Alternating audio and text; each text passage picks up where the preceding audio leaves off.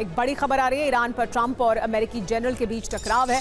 Iran पर हमला करना नहीं चाहते हैं यूएस जनरल डैन केन के हमला न करने की सलाह दी है। ईरान पर हमले से बड़ा जोखिम होगा, ये कहा है डैन केन ने। एक्सियोस की रिपोर्ट में यह बड़ा दावा किया गया है। तो ईरान पर ट्रंप वर्सेस अमेरिकी जनरल ने क्या कहा है, उसकी अहमियत क्या है समझिए। यूएस जनरल ने सलाह दी है, ईरान पर हमला बहुत खतरनाक साबित होगा। कहा है जंग हुई तो अमेरिकी सेना को बहुत नुकसान होगा। ईरान पर हमला जोखिम से भरा हो सकता है। एक्सियोस के हवाले से खबर सामने आई है। वजह भी समझ लीजिए क्यों ये कह रहे हैं। हमले से अमेरिका लंबी जंग में फंस सकता है। अरब देशों को भी भारी नुकसान की आशंका है। ईरान से दोस्त देशों पर पलटवार का खतरा भी है। इस बीच जो बड़ी खबर है वो ये कि ट्रंप ने जनरल से मतभेद पर इनकार किया है। मतभेद की खबरों को 100% गलत बताया है डोनाल्ड ट्रंप ने। जनरल केन भी सबकी तरह युद्ध ही चाहते हैं। डोनाल्ड ट्रंप का कहना है कि नहीं, ऐसा कुछ नहीं है, कोई मतभेद नहीं है।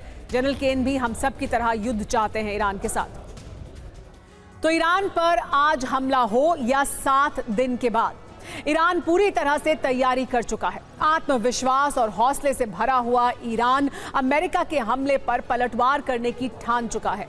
और अब तैयारी ऐसी है कि ईरान से पहले धमाके के साथ ही अरब का पूरा क्षेत्र धमाकों से दहल उठेगा।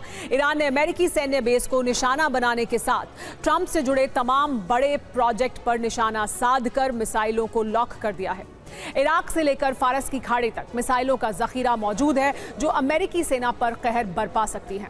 खामेनेई ने अली लारिजानी को वॉर टाइम लीडरशिप सौंप दी है। अगर खामेनेई को कुछ होता है तो देश की कमान लारिजानी ही संभालेंगे। चेहरा तय हो चुका है। ये तस्वीर अली लारिजानी की। खामेनेई ने यूएस से जंग में बाजी पलटने की जिम्मेदारी इन्हें दी। अली लारिजानी 67 साल के ईरानी सेना के कमांडर रह चुके हैं। राष्ट्रीय सुरक्षा परिषद के प्रमुख हैं। ईरान में विरोध प्रदर्शनों को दबाने की जिम्मेदारी भी लारिजानी को ही दी गई थी। रूस, कतर, ओमान जैसे देशों से तालमेल बनाने की जिम्मेदारी भी लारिजानी के पास है। ट्रंप ऑर्गेनाइजेशन ने सऊदी में कई प्रोजेक्ट की शुरुआत की है। सऊदी की रियल एस्टेट डेवलपर कंपनी डार ग्लोबल के साथ ट्रंप ने करार किया है। रियाद और जिद्दा में ट्रंप ब्रांड की 2 लग्जरी परियोजनाएं शुरू होंगी। जिद्दा में ट्रंप टावर बनाया जा रहा है। रियाद के पास गोल्फ कोर्स ट्रंप मेंशंस बनेगा। ट्रंप अरब में 1000 करोड़ रुपए का निवेश कर रहे हैं। अमेरिका में लगातार बैठक चल रही है। ईरान के पलटवार को लेकर चर्चा हुई। ट्रंप भी जानते हैं कि ईरान क्या कर सकता है। ईरान पर हमले से पहले अमेरिका की तैयारी बहुत ज्यादा है। मध्य पूर्व में अमेरिकी सेना वॉर ड्रिल कर रही है। ईरान के खिलाफ ऑपरेशन का युद्धाभ्यास है। देखिए किस तरह की तैयारी की जा रही है ईरान पर हमले से पहले। तो बड़ी तैयारी मध्य पूर्व में अमेरिकी सेना की है। लगातार वॉर ड्रिल भी की जा रही है और ट्रंप और उनके तमाम अधिकारी युद्ध होगा ये भी कह रहे हैं। लेकिन इस बीच ईरान में क्या हो रहा है ये भी आपको बताते हैं। ईरान में प्रदर्शनकारियों पर शिकंजा कसा जा रहा है। तेहरान यूनिवर्सिटी के पास मशीन गन लगी है। यूनिवर्सिटी के पास हथियारों से लैस सुरक्षाकर्मी मौजूद हैं। यूनिवर्सिटी में सरकार के खिलाफ प्रदर्शन हो रहा है। ऐसे में ये सुरक्षा व्यवस्था यूनिवर्सिटी के बाहर की गई है। तेहरान यूनिवर्सिटी के ठीक बाहर की हम तस्वीरें दिखा रहे हैं। छात्रों के प्रदर्शन के बाहर इस तरह से मशीन गन लगा के सुरक्षा व्यवस्था की गई है ईरान के भीतर। वहीं दूसरी तरफ अमेरिकी रक्षा मंत्री ने ईरान को चेतावनी दी है। ईरान के पास समझौते के लिए मौका है। डील नहीं की तो अमेरिका के पास विकल्प खुले हुए हैं। डील नहीं हुई तो ट्रंप जो चाहेंगे वो होगा, कहा है पीट हेग्सेथ ने। तो क्या ईरान का संहार होने वाला है? तीसरे दौर की वार्ता से पहले अमेरिका चेतावनी दे रहा है ईरान को। समझौता न होने पर ईरान पर सैन्य कार्रवाई संभव है। रक्षा मंत्री पीट हेग्सेथ की परिणाम भुगतने की धमकी भी सामने आ चुकी है। हमारा काम राष्ट्रपति ट्रंप को विकल्प देना है जो हम देंगे। अच्छी डील का मौका है ईरान के पास। समझौता करना ईरान की बुद्धिमानी होगी। इसके मायने क्या है? मायने ये है कि वार्ता से पहले ईरान पर डील के लिए दबाव बनाने की ये बड़ी कोशिश है।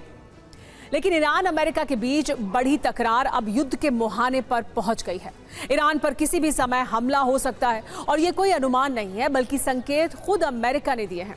हमले के लिए डेडलाइन तय की है। 1 मार्च तक या उसके पहले अमेरिका ईरान पर भीषण हमले शुरू कर सकता है और इस आशंका को मजबूती देता है ईरान में धमाकों का सिलसिला, जो प्रीएम्प्टिव स्ट्राइक के तौर पर देखा जा रहा है। आखिर संकेत इतने मजबूत किसने दिए, इस रिपोर्ट में देखिए।